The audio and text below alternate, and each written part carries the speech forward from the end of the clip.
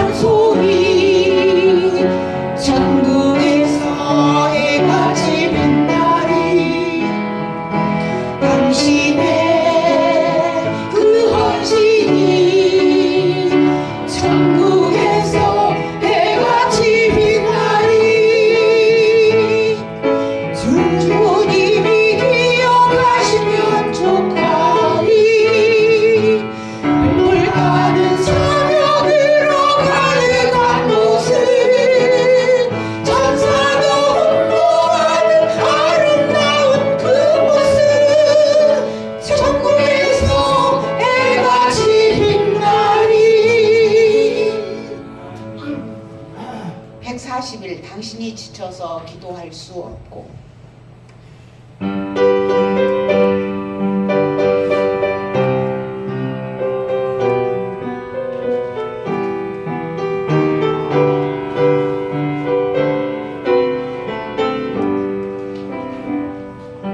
당신이 지쳐서 기도할 수 없고 눈물이 빗물처럼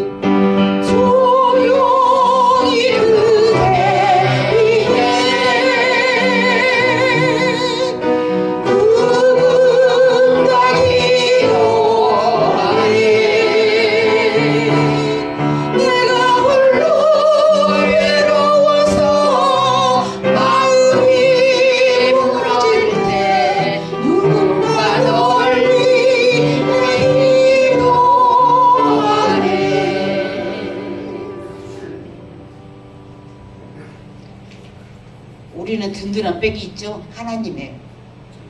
우리가 차마 기도조차도 못을 지쳐 있을 때 하나님께서는 우리를 돌봐주시고 우리를 위해서 기도해 주십니다. 믿습니까?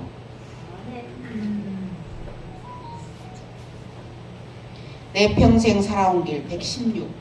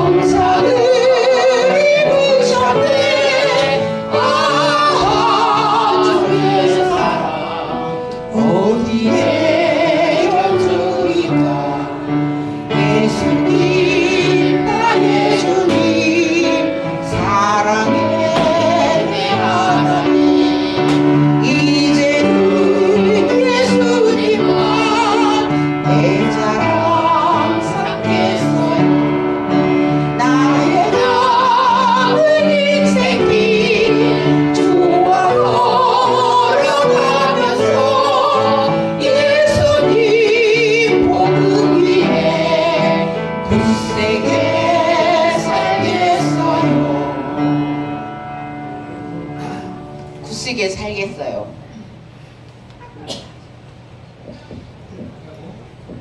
나 약해 있을 때 56.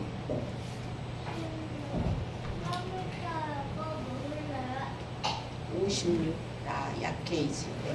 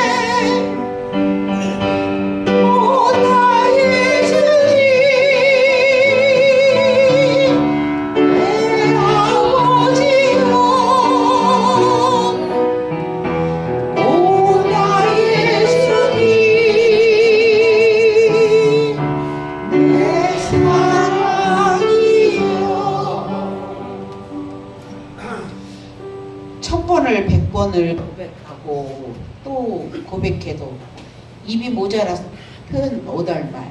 주님 사랑합니다.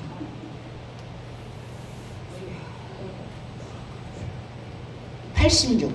낮엔 해처럼 밤엔 달처럼. 86.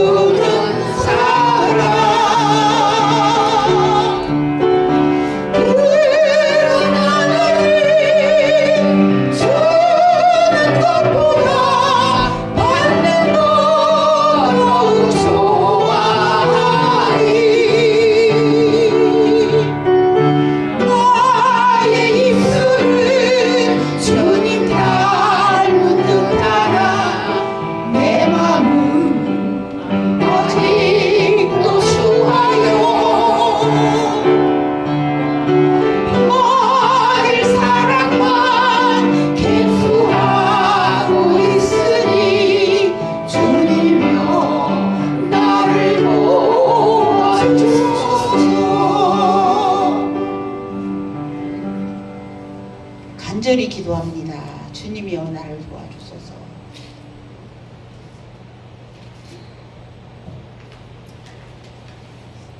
내게 강같은 평화.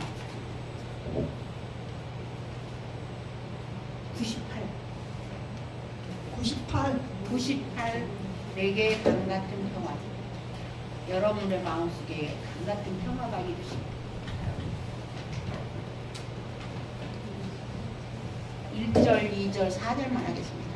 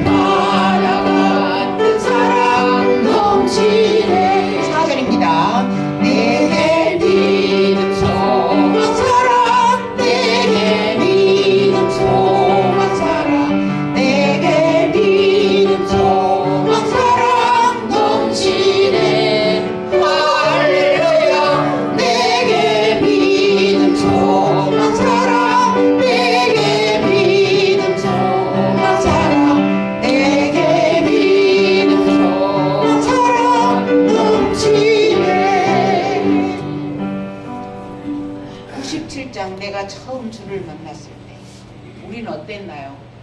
우리가 처음 주를 만났을 때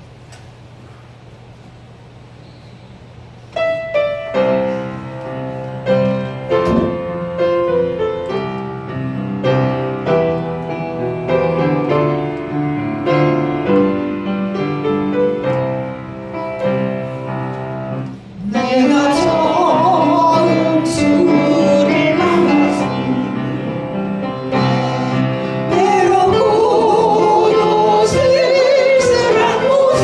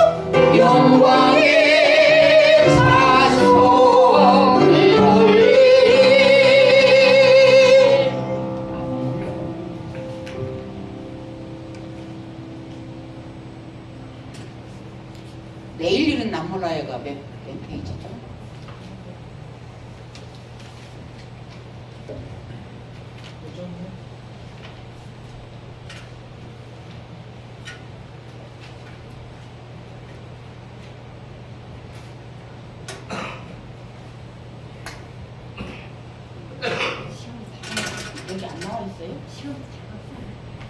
내일 일은 난 몰라요.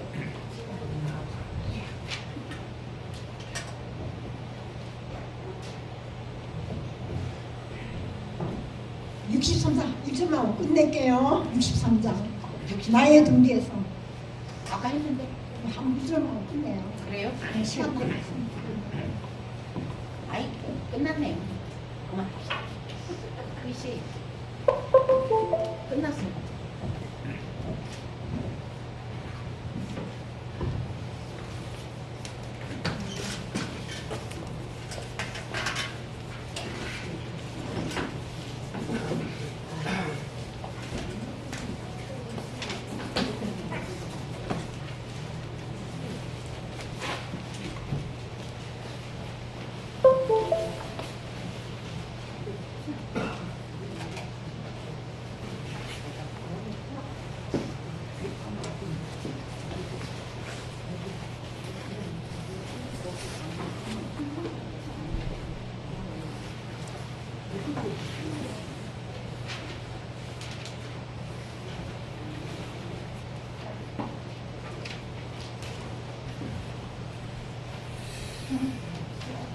생각이 준비됐어요? 주연절 넷째 주일이면서 해의 선교 주일입니다. 다 함께 하나님께 예배하십시다.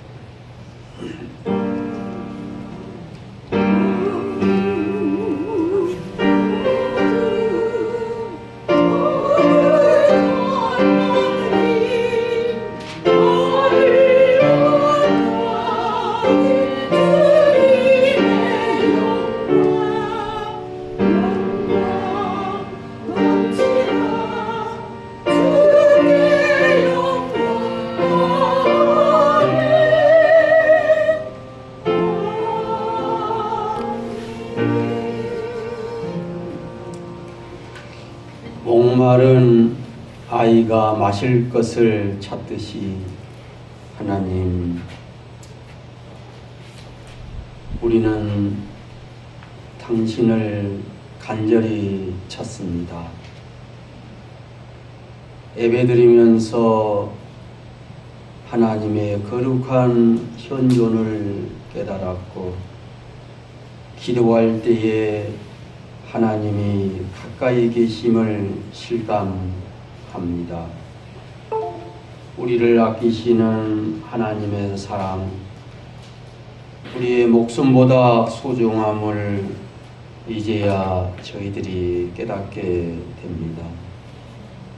하나님, 우리의 예배와 기도를 통하여 하나님의 사랑을 다시 한번 깨닫고 그 사랑을 예배를 통해서 서로 나누게 하옵소서. 예수님 이름으로 기도드리나이다. 아멘.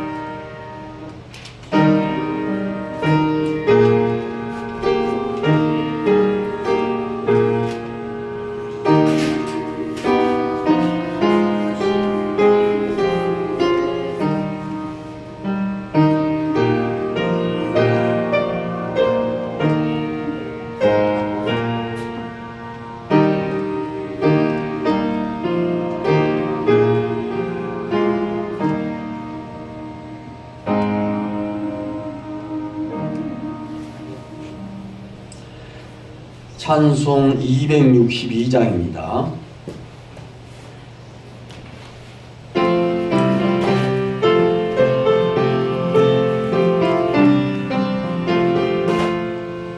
날 구원하신 예수님 영원히 찬송하리니 세나서 주께와 제사로 가신다느라 날 찾으라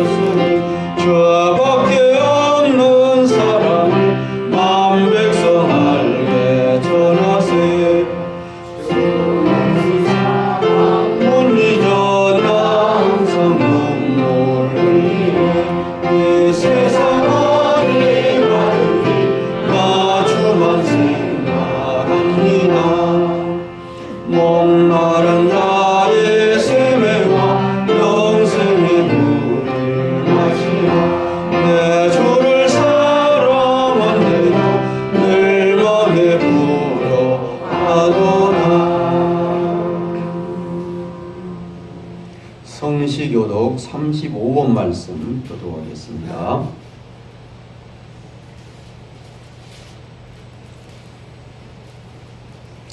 만군의 여호와여, 주의 장막이 어찌 그리 사랑스러운지요. 내 영혼이 여호와의 흔적을 사모하여 죄악하였으나 내 마음과 육체가 살아계시는 하나님께 부르짖나이다. 나의 왕 나의 하나님 만군의 여호와여, 주의 제단에서 참새도 제 집을 얻고 제비도 새끼들 보금자리를 얻었나이다.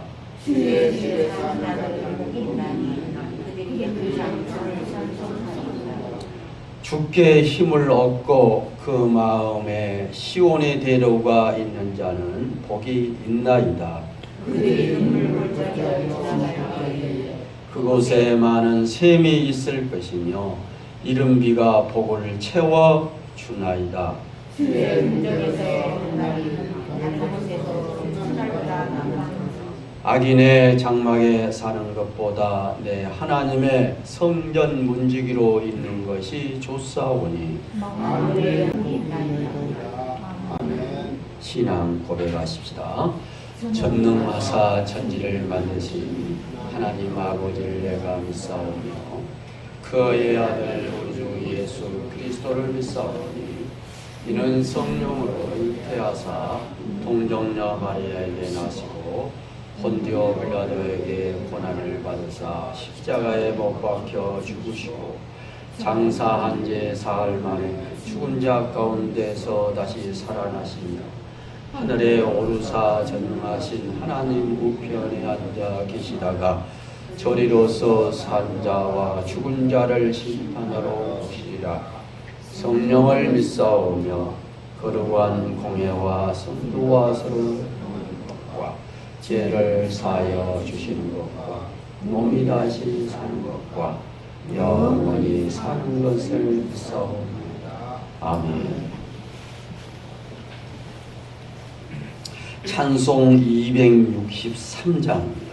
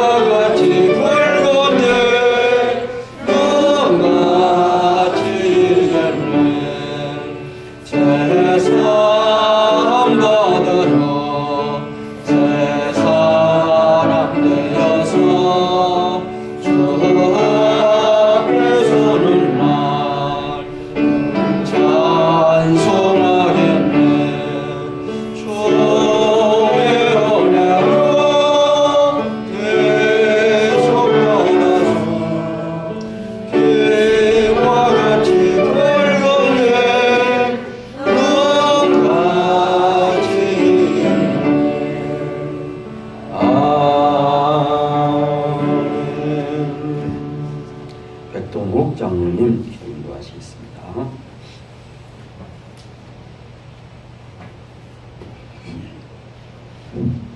기도드리겠습니다. 사랑과 은혜가 풍성하신 살아계신 하나님 아버지, 주님의 은혜와 사랑을 진심으로 감사를 드립니다. 오늘도 전절 넷째 주일을 맞이하여 당신의 사랑하는 믿음의 성도들 귀한 재단에 하나님께 영광 돌리려고 나왔습니다.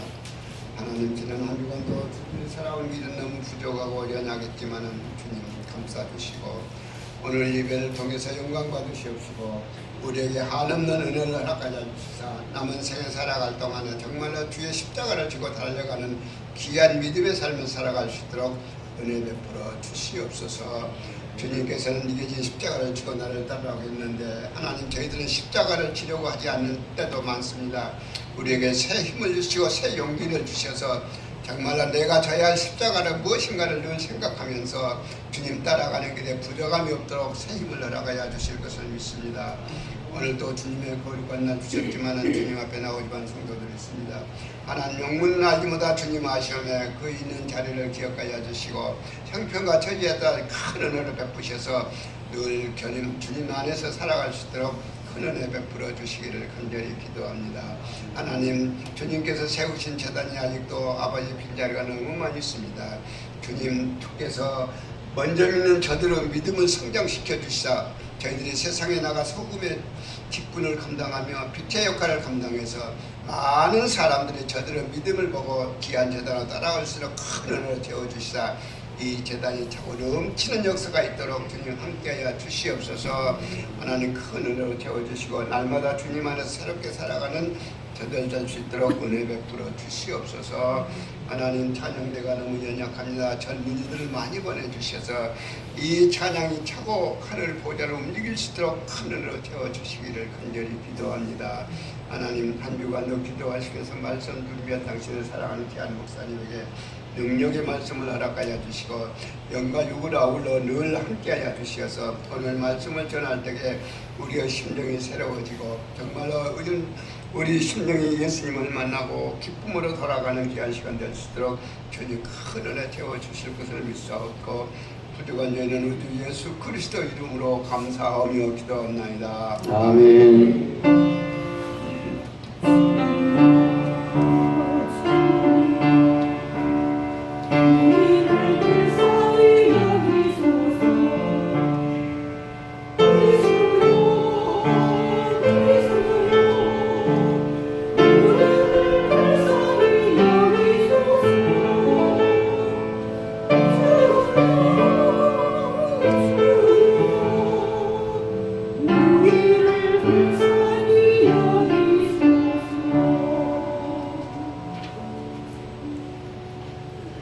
하나님의 말씀은 요한복음 8장 1절에서 11절 말씀입니다.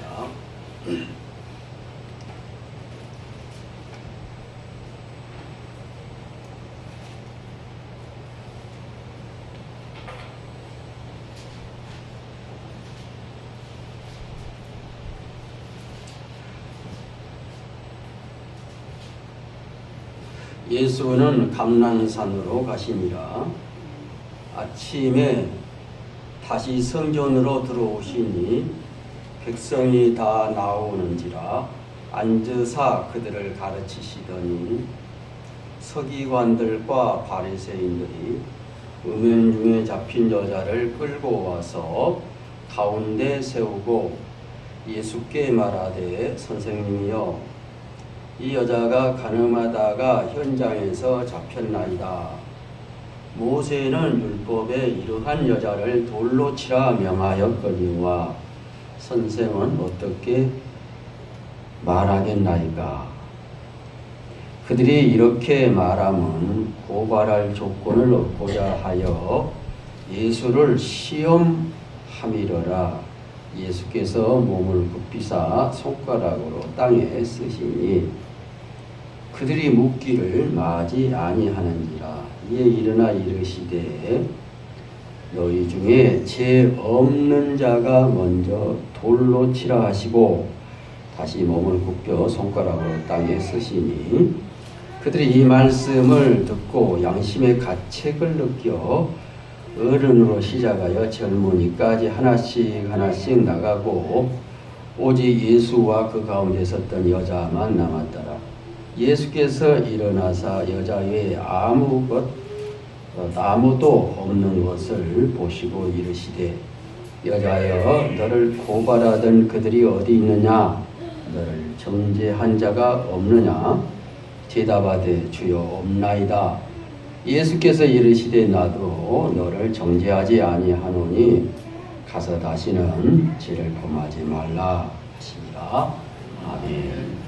성가대 성령의 불 제목으로 하나님께 찬양을 드리겠습니다.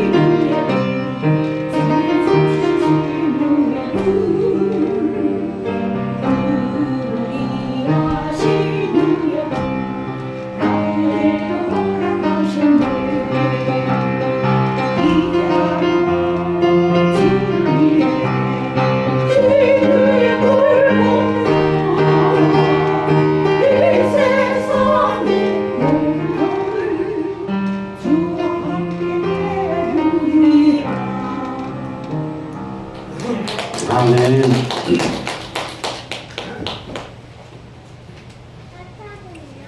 아무것도 아닌 자 이런 제목으로 말씀 같이 나누겠습니다. 예, 제목은 이렇지만은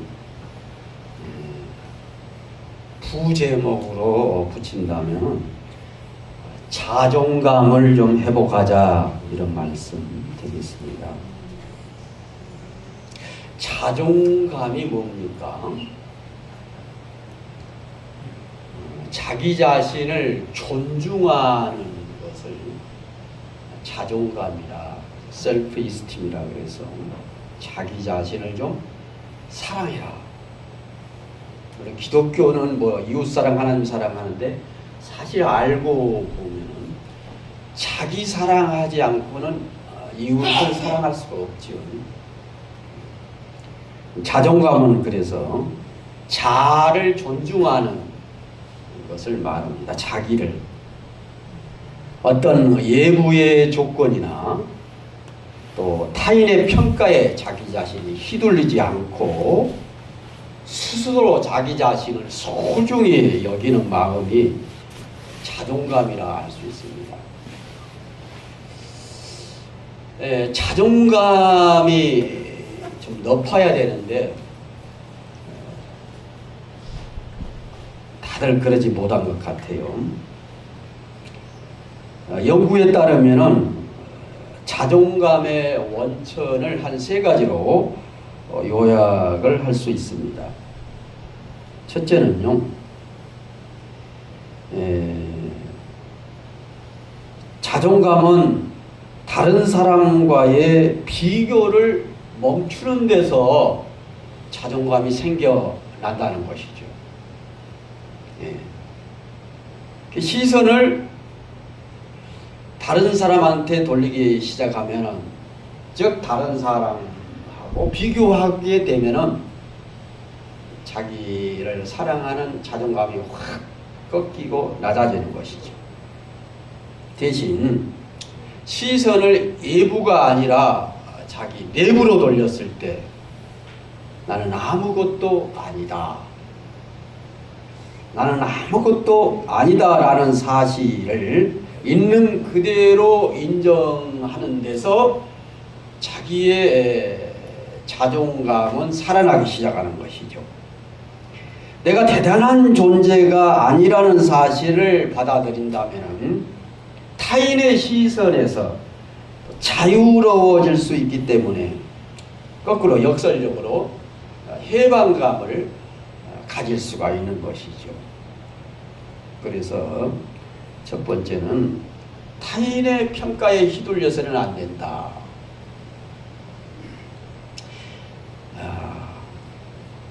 두 번째는 자존감은 어떤 조건부 가치에서 벗어날 때 자기를 사랑하고 자기를 인정하는 그 자존감이 높아지는 것입니다. 다시 말씀드리면은 자존감이라는 것은 무엇을 내가 얼마나 가졌는가에 따라서 내 자존감이 높아지지 않는다는 것이고, 내가 얼마나 할 수 있는 능력이 있는가에 따라서 자존감이 높아지는 것이 아니라 나는 어떤 사람인가, 나는 어떤 존재인가, 자기 자신을 자각하는 데서 자존감이 높아지지, 외부의 어떤 조건, 내가 무엇을 가졌고 무엇을 할 수 있는 능력이 있고 없고에 따라서 내 자존감이 높아지지는 않는다 하는 것입니다. 한마디로 외부의 어떤, 예를 들어서 뭐 경제력, 사회적 지위든가 뭐 예모든가 또 내부적인 조건이 사라진 상태에서도요, 나 자신을 여전히 가치 있게 여기는 자기 자신에 대한 수용, 자기 자신에 대해서 만족한 그 수용성을 가질 때 나를 사랑할 수 있고 자기 자존감이 높아질 수 있습니다. 세 번째는 학자들에 따르면, 이건 성서적인 말씀입니다만, 우리 예수님에게 자존감의 최종적 근거가 있다 하는 것이죠. 내가 나를 어떻게 보느냐 보다도 하나님께서 나를 어떻게 보는가, 여기에 따라서 내 자존감이 급상승할 수 있다 하는 것이죠. 내가 나를 볼 때보다도 하나님이 나를 어떻게 보는가가 굉장히 중요합니다. 하나님은 나를 이 세상에 하나밖에 없는 귀한 존재로 본다는 것이고, 하나님의 걸작품으로 나를 본다는 것이죠. 성경에서는 왕 같은 제사장으로 우리 한 사람 한 사람을 하나님은 본다, 이렇게 말씀하고 있습니다. 여기에 대한 신뢰와 믿음을 갖는다면, 하나님이 나를 이렇게 인정하시구나 하는 믿음을 갖는다면 어떤 환경에서도 흔들리지 않는 아주 근원적인 자존감, 뿌리부터 흔들리지 않는 자존감을 우리는 형성할 수가 있게 되는 것입니다. 우리는 평생 많은 말을 듣지요. 자신감을 가지고 좀 살아라 이렇게 말을 합니다. 사실 자신감은 자존감하고는 전혀 반대되는 것이죠. 자신감은 남들보다도 앞서가야 하고 더 많이 성취해야 하고 더 반듯한 모습으로 살아야 하고 그래서 세상에서 대접받을 수 있는 것이 자신감이다. 그래서 자신감을 가져라. 이것이 사실 세상이 우리에게 하는 말들이죠. 우리는 이러한 자신감을 많이 듣고 많이 배웠습니다.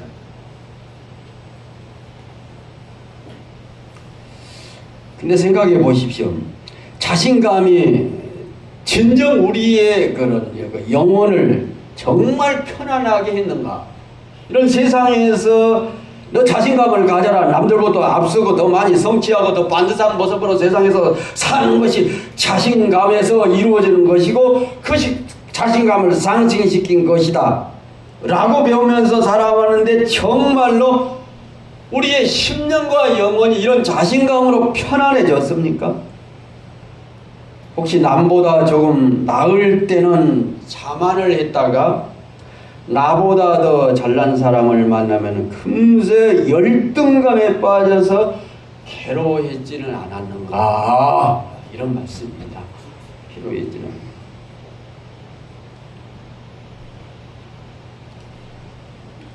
세상은 그렇게 가르치죠. 자신감.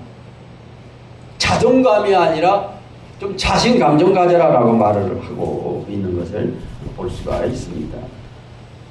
진정한 자존감은 오늘 성경 본문에 보면 내가 대단한 사람이 되었을 때 생기는 것이 아니라 오히려 내가 아무것도 아닌 자임을 정직하게 내 자신을 직시하며 인정할 때 그리고 그런 나를 무조건적으로 사랑하시는 우리가 하나님을 믿음 안에서 만날 때 자존감은 높아지는 것입니다.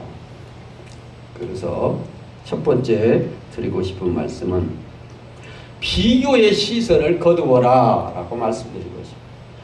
남과 비교할 때 벌써 자존감은 상실되고 열등감에 빠지게 되는 것입니다. 우리를 가장 피곤하게 하는 것은 비교의식이죠. 자신감과 자존심은 늘 시선이 밖으로 향해 있습니다. 자신감. 내가 저 사람보다 더 좋은 대학을 나왔는가? 더 비싼 집에 사는가에 따라서 내 가치가 결정된다고 믿는 것이 비교의식이죠. 하지만 이런 감정은 외부 환경이 변하면은요, 금방 안개처럼 사라져버려요. 성경 말씀으로 돌아와 보십시다. 요한복음 8장, 우리가 잘 아는 가늠하다가 현장에서 잡힌 여인에 대한 이런 사건을 두고 오늘 예수님께서 하신 말씀을 볼 수 있습니다. 그 내용을 간단히 요약해 보면은 예수님께서 예루살렘 성전에 들어오셔서 가르치고 계셨어요. 천국 말씀을 백성들에게. 그때 그 당시 때 성전의 중심에 서 있던 이 서기관들과 바리새인들, 하나님의 말씀을 가장 잘 지키고 율법을 잘 지킨다는 이 서기관들과 바리새인들이 음행 중에 잡힌 한 여자를 끌고 와서 예수님이 천국 말씀을 가르치고 있는 그 앞에 세우고는 예수님께 이렇게 말씀을 합니다. 선생님이요, 이 여자가 현장에서 간음하다가 이렇게 잡혔습니다. 모세의 율법에 보면은 현장에서 간음하다가 잡힌 여인뿐만 아니라 아무튼 음행하다가 잡힌 여인은 돌로 치라, 즉 돌로 사형해서 죽이라 하는 명령을 했지 않습니까? 하는데 예수 당신은 어떻게 생각하십니까? 죽여야 되지 않겠습니까? 아니면 살려야 됩니까? 한마디로 예수님을 이 사람을 이렇게 말하면 이 꼬투리로 고발을 해야 할 그러한 조건을 찾으려고, 저렇게 말하면 또 저 꼬투리를 찾으려고 이 서기관들과 바리새인들이 난처한 현장을 고발했던 것이죠. 성경의 6절 보면 예수를 시험하밀러라. 예수께서 몸을 굽히사 손가락으로 누구신 그 땅에 쓰셨던 것이죠. 무엇이었습니까? 많은 사람들이 궁금하는데 예수님이 말씀하신 것 좀 그래요. 너희는 가늠한 적이 없느냐? 이 땅에 쓰셨을 거예요. 너희는 죄 지은 적 없느냐? 너희 중에 죄 없는 자 있느냐? 아마 이렇게 쓰셨을 거예요.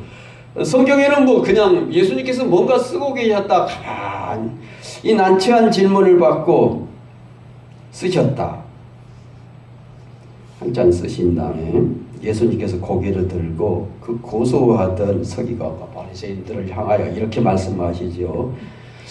너희 중에 죄가 없다고 장담하는 자가 이 여인을 돌로 쳐서 한번 죽여봐라. 돌로 쳐라. 쳐봐라 한번. 이런 말씀을 하셨습니다. 9절 보면은 그들이 이 예수님의 말씀을 듣고 양심의 가책을 느껴가지고 양심의 가책이 뭡니까? 나도 간음했지. 나도 죄 지었지. 듣고 어른으로부터 시작하여 젊은이들까지 다 도망간. 먼저 도망간 자들이 있어요. 어른들부터 도망갔더라.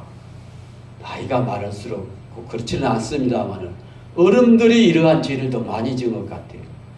어른부터 부끄러워서 도망갔더라. 그 다음에 젊은이들까지 하나씩 나가고 오직 예수와 그 가운데 섰던 여자만 남았더라. 예수께서 일어나서 여자의 아무것도 없는 것을 보시고 그 여인에게 이렇게 말씀을 합니다. 고발하던 자들이 네 앞에 있느냐? 없습니다. 다 사라졌습니다. 예수님께서 그러셨어요. 너도 나도 너를 정죄하지 아니한다. 가서 다시는 이런 죄를 범하지 말라 하고 용서해 주셨던 것을 볼 수가 있습니다. 이 말씀을 가지고 여러 각도에서 지금까지 많은 설교를 해오셨을 것입니다. 저는 오늘 비교의 시선을 거둬라 이런 포커스에 맞춰서 이 말씀을 다시 한번 되새김질해 보았습니다.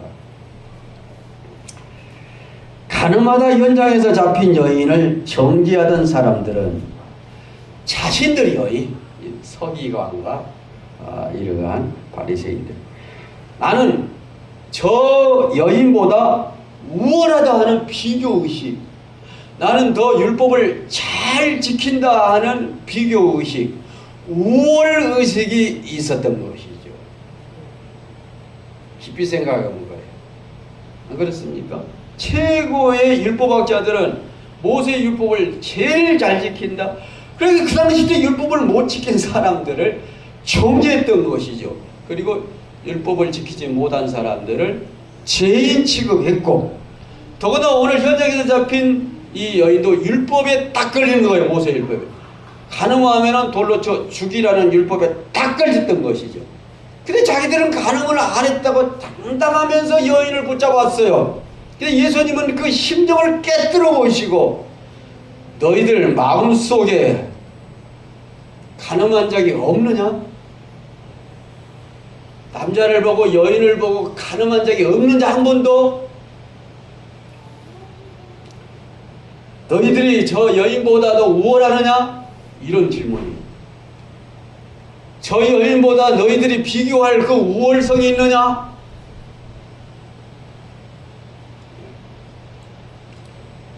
비교의 눈으로 돌을 들었던 것이죠. 나는 너보다 낫다.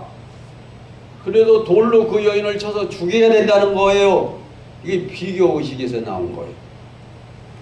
그러나 예수님께서는 너희 중에 죄 없는 자가 먼저 돌로 치라 이렇게 말씀을 하셨어요. 이 말씀은 사람들의 시선을요, 예부에서 내부로 돌려주신 말씀입니다.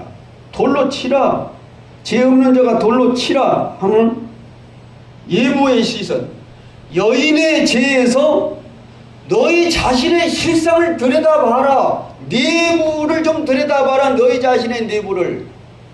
그런 것이죠. 자신의 실상을, 자신들의 죄가 있음을 자각시키는 것이죠. 비교하지 말아라. 너 자신 좀 한번 들여다봐봐라. 너희들은 저 여인들보다도 훨씬 많은 간음죄를 지었다. 예수님께서는 그렇지 않습니까? 마음에 음란한 생각만 하는 것이 큰 간음죄라고 말씀을 하셨죠. 그런데 얼마나 많은 죄를 지었을 겁니까? 예수님께서는 그 서기관들과 바리새인들에게 여인에게서 시선을 떼라. 그 여인과 너희 자신을 비교하지 말라는 것이죠. 너희 자신 속에 내부에 너희 자신 내부를 들여다봐라. 너희 자신의 시선을 두라. 이 말씀이 뭔 말씀이냐 하면 너희 중에 죄 없는 자가 먼저 돌로 치라 라는 말씀이죠. 그들은 시선을 안으로 돌리는 순간 자신들도 죽어서 마땅한 죄인이며 사실상 자신들도 돌로 쳐서 죽어야 할 아무것도 아닌 존재, 아무것도 아닌 사람들, 겉으로는 화려하게 율법을 잘 지키고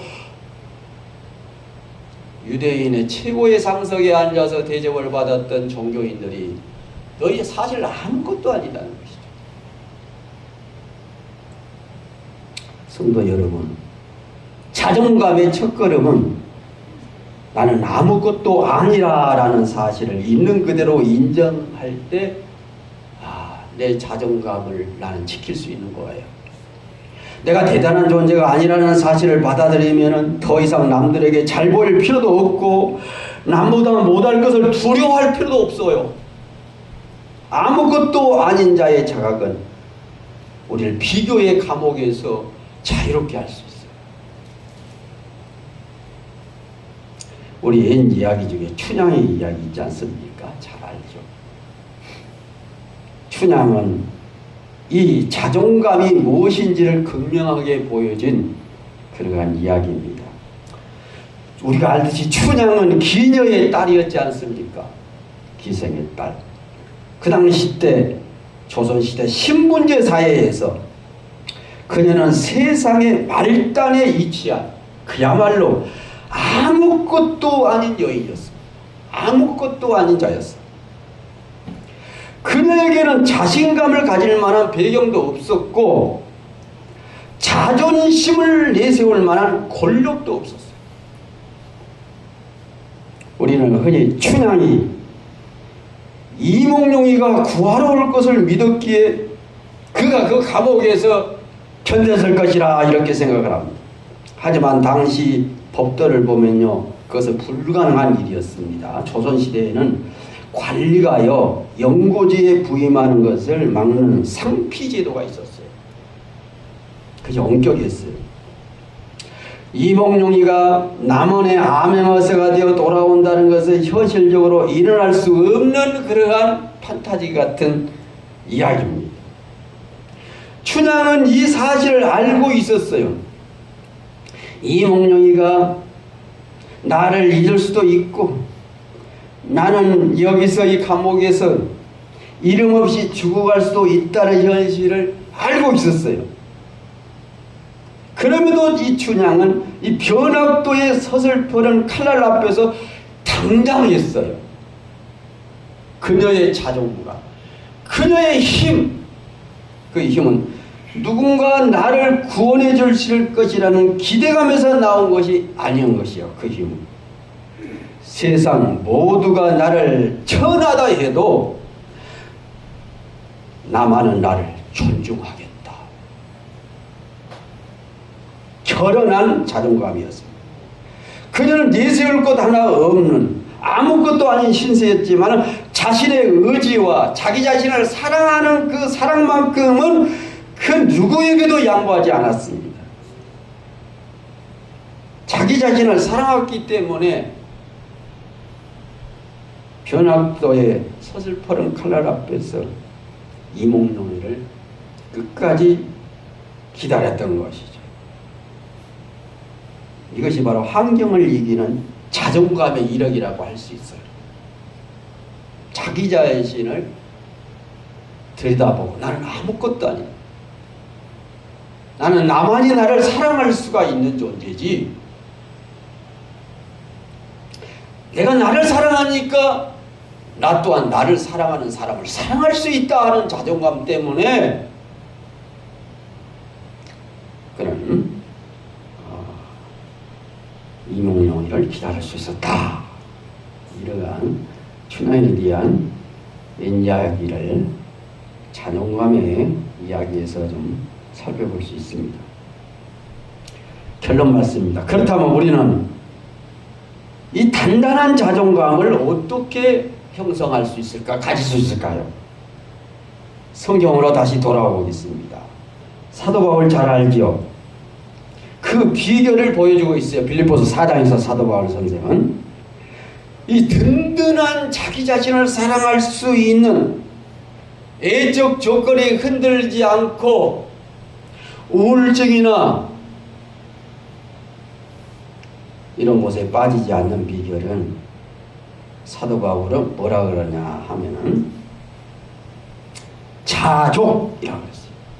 자기 만족. 내가 나를 만족한다는 거예요.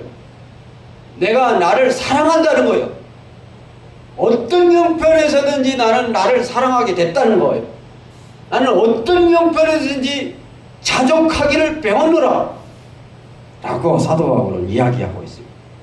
사실 사도 바울은 로마 시민권과 대단한 학벌을 가진 자존감이 아니라 자신감이 충출한 넘치는 사람이었어요. 그러나 예수를 만난 후 그는 그 모든 것을 배설물로 여겼다. 나는 지금까지 큰 자존감을 가진 사람인 줄 알았는데 나는 아무것도 아닌 사람이었구나. 아무것도 아니구나. 나 아무것도 아니구나. 하나님 앞에서 아무것도 아닌 존재였구나. 뭘? 속된 말로 똥이었구나. 배설물이었구나. 나는 그래. 이 모든 것이 똥이었구나. 나의 학식이든가 내가 가진 모든 거 아무것도 아니었구나. 내가 이걸 내세우려다가 얼마나 강팍해졌고 이 자신감을 내세우려다가 내가 얼마나 사악한 자가 됐고 그 깨달았던 것이죠. 자존감은 어디서 나온가? 사도 바울은 나는 아무것도 아니다.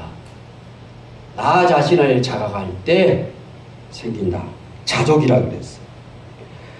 사도 바울은 감옥에 갇혀 죽음을 앞둔 상황에서 나는 비천에 처할 줄도 알고 풍부에 처할 줄도 안다 고백했죠. 그의 자존감은 상황에 있지 않았다는 것이죠. 자기 자신을 사랑하는 만족감은 상황, 예부 조건에 있었지 않았다는 거예요. 자기 안에 있었다는 것이죠.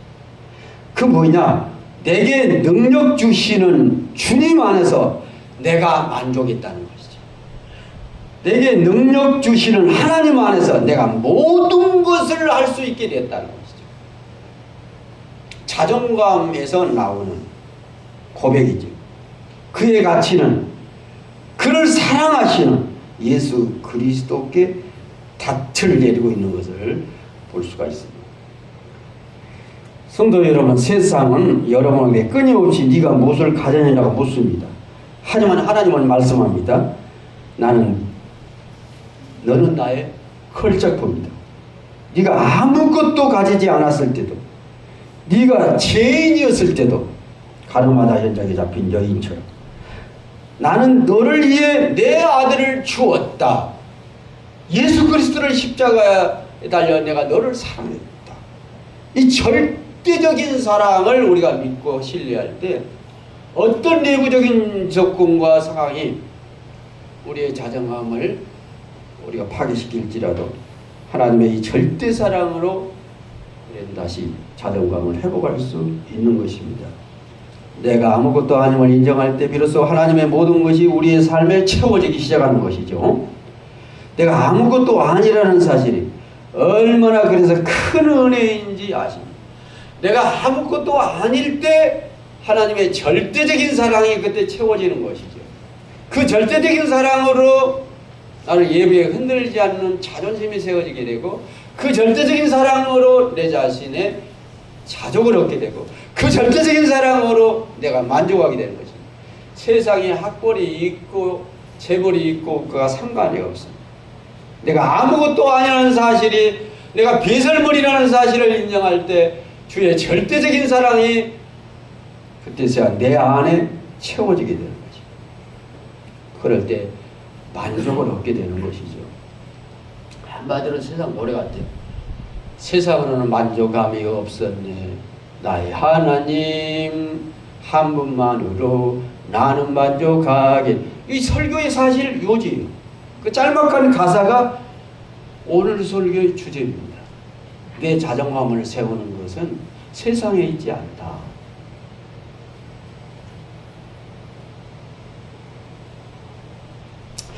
비록 지금 여러분 삶에 무화과 나무가 무성하지 못하고 밭에 먹을 것이 없으며 이 안간에 소가 없을지라도 낙심하지 마십시오. 구원의 하나님으로 말미암아 기뻐합니다. 세상이 여러분을 향해 너는 아무것도 아니야 라고 조롱할 때 당당하게 말씀하십시오. 그래, 나는 아무것도 아니다. 하지만 하나님이 나를 절대적으로 사랑하고 계신다. 그 사랑하기에, 나를 사랑하기에 나는 모든 것이다. 모든 것을 할 수 있다. 엄청난 자존감입니다. 이것은 교만에서 나온 자존감이 아니라 하나님의 사랑에서 나오는 자존감. 하나님이 나를 사랑하시기에 나는 모든 것을 할 수 있다. 사도 바울이 전에 모든 것을 배설물로 아무것도 아닌 것을 버렸을 때 하나님이 채워주신 사랑으로 엄청난 자기 자신을 세워갈 수 있는 것입니다. 하나님이 나를 사랑하시기에 나는 모든 것이 될 수 있다.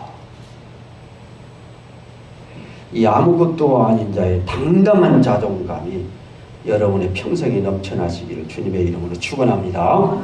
기도하겠습니다. 하나님, 저희들은 지금까지 참으로 자존감이 너무 약했습니다.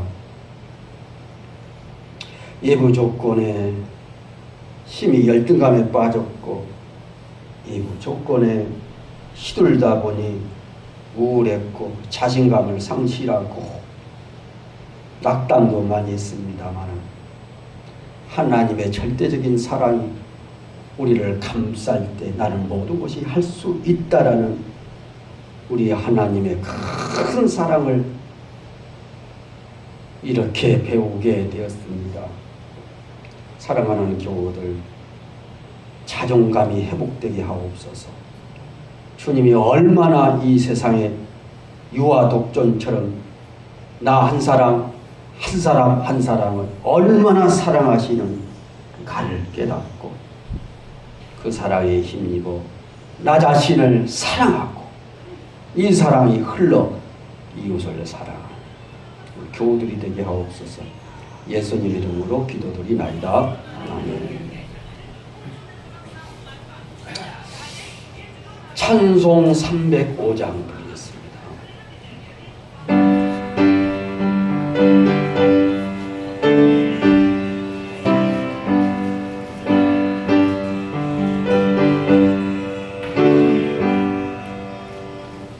나 같은 죄인 살리신 사랑의 놀라운 일어나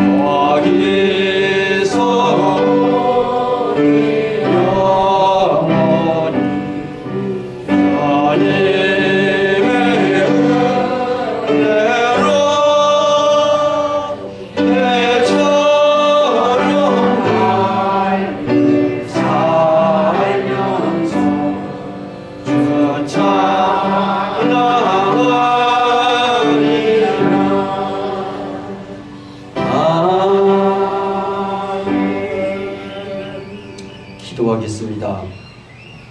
하나님, 이 귀한 예물이 하나님 앞에 드려집니다.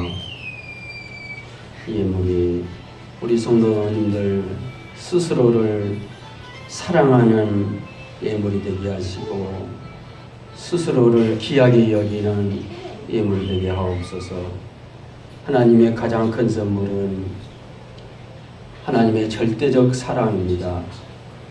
오늘 스스로를 못난 사람이라 여기고 스스로를 비교하여 자존감이 약할 대로 약해진 하나님이 여기 모인 귀한 백성들에게 가장 귀한 하나님의 백성이라고 축복해 주시고 하나밖에 없는 귀한 존재라는 사실을 알려주셔서 하나님의 사랑을 절대 받고 살아가는 교우들이 되도록 축복하여 주옵소서. 이 사랑보다도 더 큰 복이 어디 있습니까? 세상 살면서 얼마나 많이 서로 비교하며 살았습니까? 내 자신은 없고 타인이 내 속에 들어와 살고 그래서 내 자신을 잃어버리고 살았습니다. 하나님의 사랑이 다시금 내 속에 충만히 채워져서 나를 사랑하는 귀한 성도들이 되게 축복하여 주시옵소서. 예수님 이름으로 기도드리나이다. 아멘.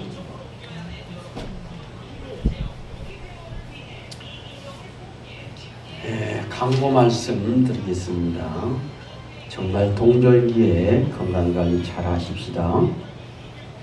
그리고 임시노예가 내일 모레 화요일날 많은 교회당에서 있고요. 또 우리 교회에 해당된 강고라 노예에서 개최하는 장로 피택 교육이 있습니다. 2월 10일 다음 주 화요일 오전 9시 30분 무한제일교회에서 장로로 피택된 분들에 대한 교육을 실시합니다. 우리 교회가 정태일 집사님이 해당되기 때문에 특별히 강구드립니다. 장로 피택 교육에 어떤 일이 있어도 참석해야 됩니다. 죽은 돌아가신 일 외에는 참석해야 된다 하는 거예요. 아파도 가야 돼요. 이 교육을 받지 않으면은 우리가 뽑은 피택 장로가 될 수 없어요. 이걸 받아야만 그 다음에 3월 10며칠간 장로 이제 시험 고시를 보게 되는데 이 교육을 꼭 받으셔야 되는 겁니다. 정태일 집사님 이 시간을 절대적으로 잡아두시고 참석하시기를 바랍니다. 2월 10일 화요일 오전 9시 30분 무한제일교회당에서 교육이 시작된다고 하니까 참석하시기를 바랍니다. 찬송 부르시겠습니다. 312장입니다.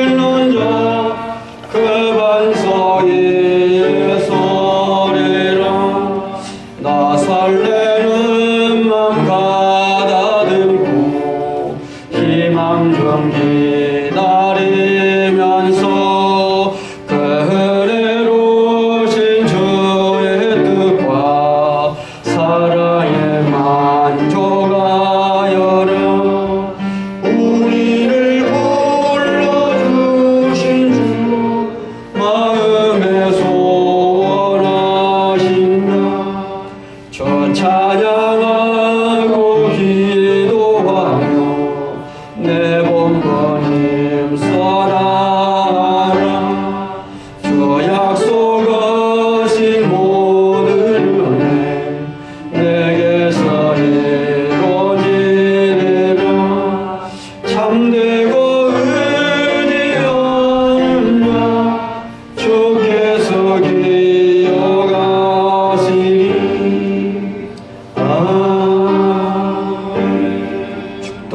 기도드리겠습니다. 이제는 우리 주 예수 그리스도의 은혜와 하나님의 절대적인 사랑하심과 성령의 감동 역사 충만하신 은혜가 하나님 앞에 다소곳이 예배하는 여김의 모든 하나님의 백성들 머리 위에 영원까지 함께 계시옵기를 축원하옵나이다. 아멘.